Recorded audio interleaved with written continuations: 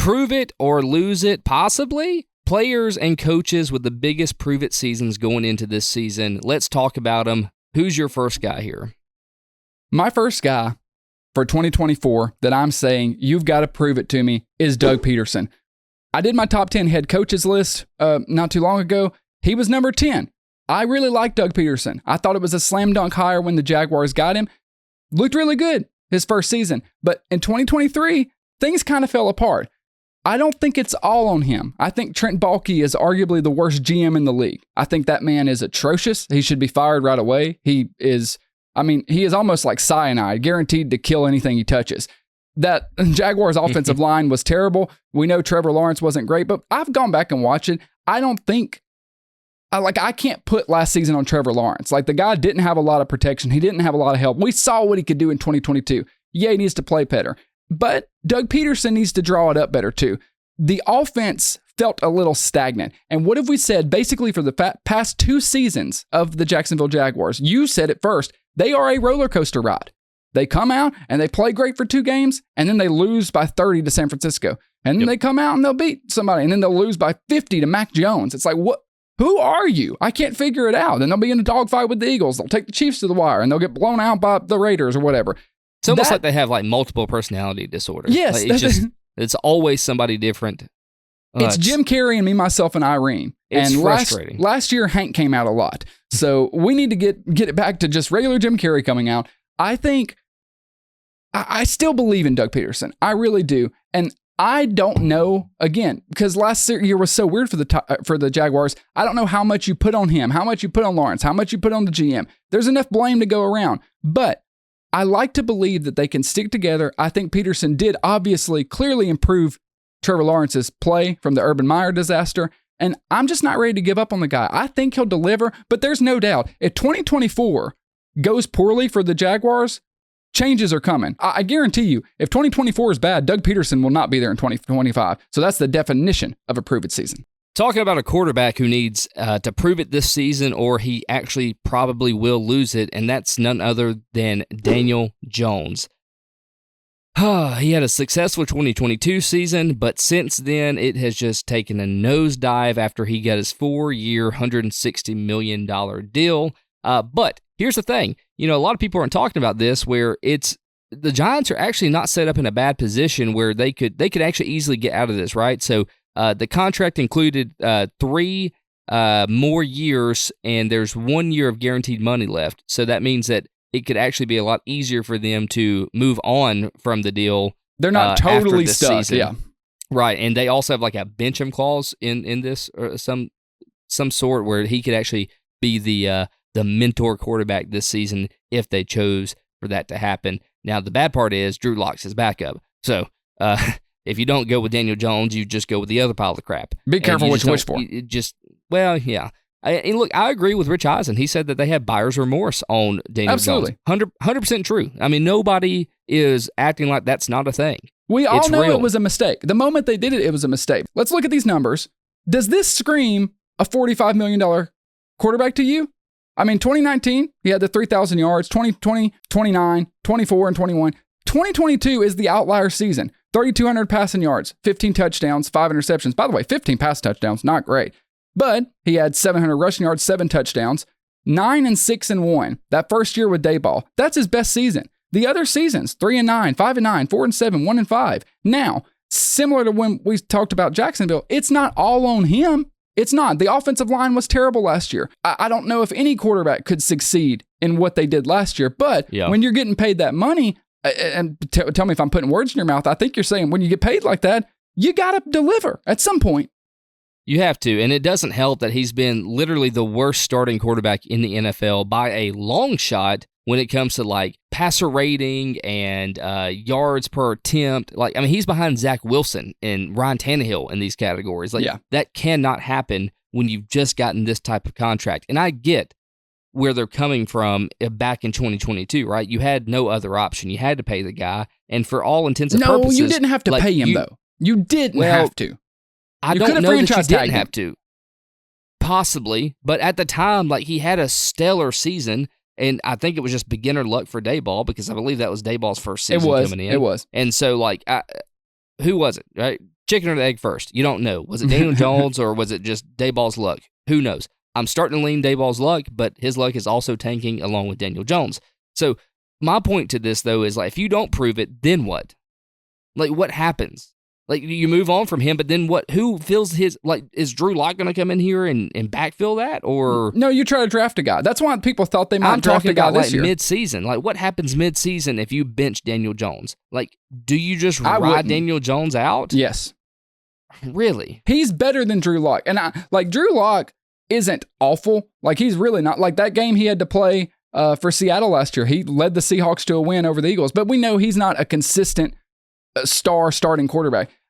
You can't blame all of 2023 on Daniel Jones. I'm not saying that he deserves a pass. Obviously, he hasn't lived up to the contract, no doubt, but like, they should have never given him the contract. However, we saw what he could do when he gets some protection. The big thing for him is last year, he had no protection and he had no one to throw the ball to. So they drafted Malik Neighbors this year. That immediately should help him a little bit. If they can just kind of protect the guy, give him some time to throw. He is an accurate passer and he is a good running quarterback, but he has to have a pocket to operate in. It's so hard to really fairly judge him when things have been so bad around him. But when you've been in the league as long as he has, like you said, there just comes a point where something has to be done. And I'm with you. If he doesn't have a season similar to 2022 this year, he won't be the quarterback. This will be his last year.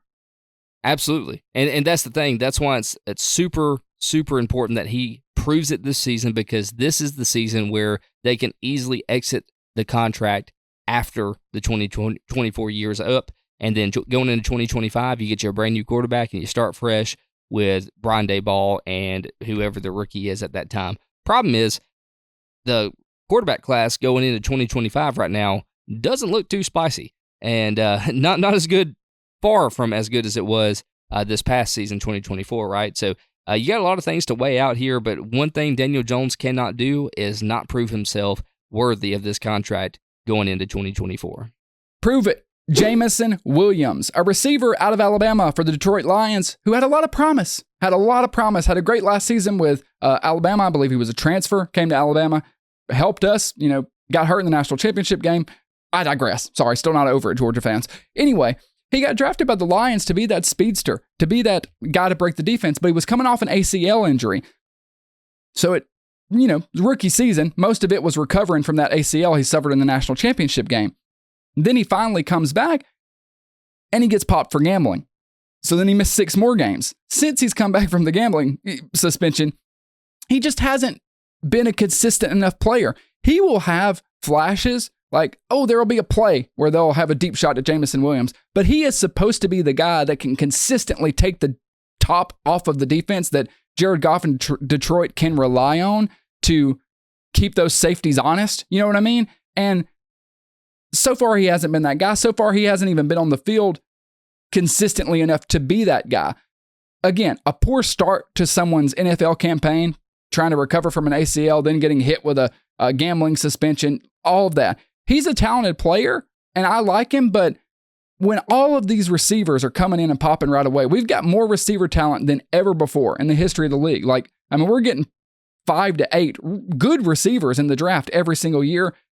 At a certain point, you got to put up or shut up. I think this is it for Jameson Williams. If he wants to get a second contract, if he wants to prove that he can be a staple for Detroit, he's got to do it this year. Excuses beside, you've got to the point to where you've got to deliver. You've got to be that deep threat for Jared Goff. Jameson Williams, prove it to me.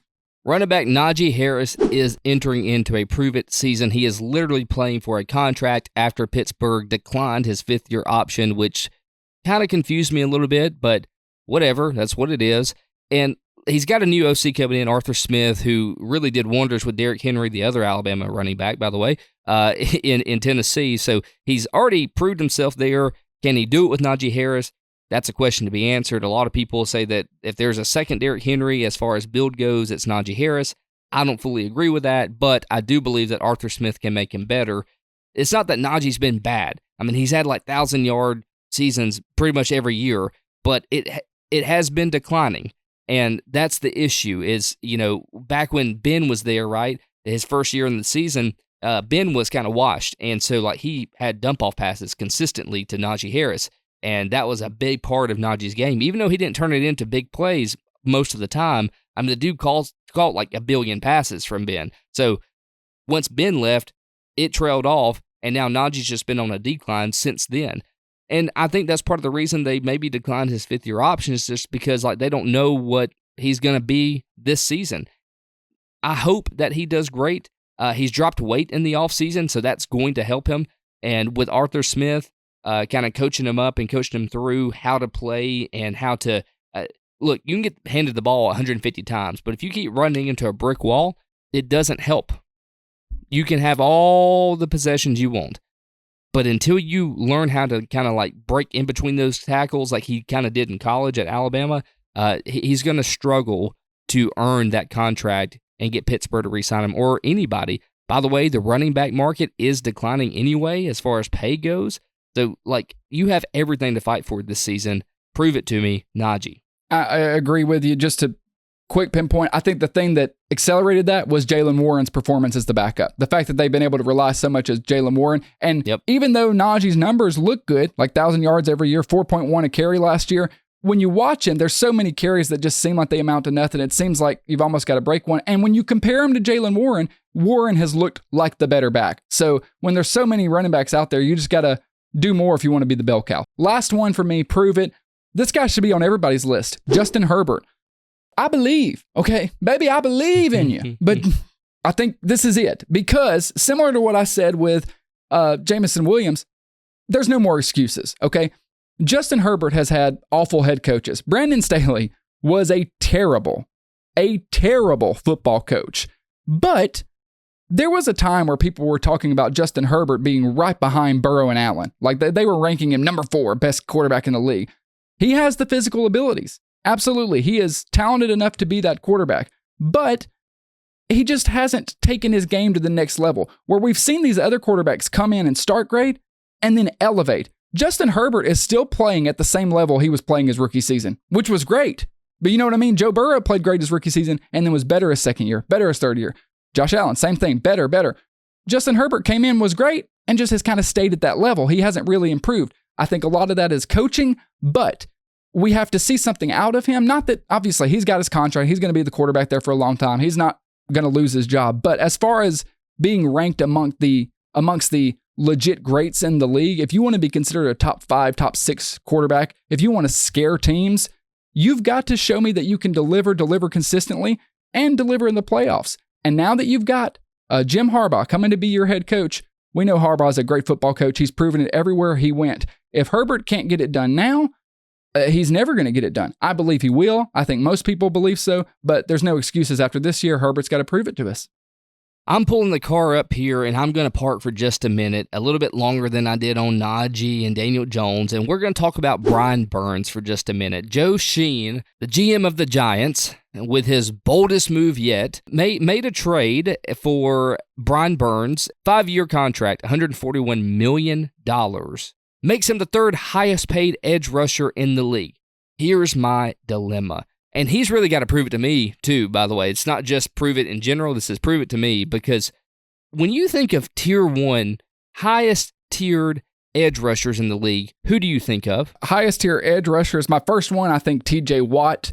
I think Bosa in San Francisco. Myles Garrett, Micah Parsons, Matt Crosby. Yeah, Brian Burns is not at the top of the list for me. He was outside the top 25 in sacks in 2023. He was 53rd in pressures per game in 2023. He was 59th in run defense category in 2023. How is this top tier status and you get top tier money? It does not make sense. I'm very frustrated about it, if you can't not tell. It's insane that they paid him this much money for his type of talent. He has to prove it. He's going to be teaming up with, rising star Kayvon Thibodeau, and then he's going to have Bobby Okereke on the other side, and they're trying to beef up this front 7. I get it. I get what they're trying to do, but for this kind of money, I think it's a bad deal. I think that if you look at a team that is really bad in the front office, it is none other than the Giants. They are terrible. They throw money out left and right, and then they play catch up for the rest of the season for the next 4 years, And it completely baffles me how they can go from a bad decision with Daniel Jones, which I know they didn't know at the time, but now they do. And now this year, they make that type of move with Brian Burns, who honestly is probably outside the top 10 in edge rushers and is getting paid third highest. Absolutely. Tell me where this makes sense. Now, final rant and little side tangent here. What is they're beefing up the front seven, right? Like, obviously, you can see that they're doing that. And you and I have always said that, like, you know, the trenches is where games are won and lost. But when it comes to defensive line and the defensive front seven, the NFL is continuously evaluating and adding protection to the quarterback position, right? So is this as valuable as it once was? Like, is beefing up your front seven on defense a smart thing to do with this type of money now? Because, like, now you have such a protected player pretty much playing in a bubble almost. Like, is it that important that you beef up that front seven as much as you used to, say, 10 years ago? That's actually a really good question. And we could spend 25 minutes talking about that. Short answer, yes. Because in the playoffs, it matters. You win playoff games by having good players in the trenches. In the regular season, if you're the Giants, do the Giants go where they need to go whether they add Brian Burns or not? I don't know if he makes that much of an impact just as far as where they at. However, I think edge rushers are those guys. I think you have to have top tier edge rushers. You have to have, if not top tier, really good edge rushers you can count on. I think edge rushers are more important than your defensive interior. We've seen there's not a ton of interior D-line greats. You know what I mean? There's a lot of really good guys, but there's not a ton of elite D linemen, like D tackles, nose tackles. There are a lot of really great edge rushers. I think it's important to have those. So I do still think it's important, but more so in the postseason with the interior. I think it's important year-round to have the edge rushers. Yep. But as you said, agree. You agree? Yeah, I do. But the point to me is, like, it's not that Brian Burns isn't a really good edge rusher, right? He's just the point that I'm making is he's way overpaid. Is he $28 million a year? Yeah, for his talent. He's the third highest paid guy. And there's 8 guys I can name off that's better than him, more talented than him. So that's why he's got to prove it to me. He's obviously got to prove it to the Giants and the Giants fans. I hope this works out great. I love Thibodeau, and I think that having the dual edge rushers like that, sandwiched on the bookends of either side of the line is killer good. Like, right. You almost have to have that now.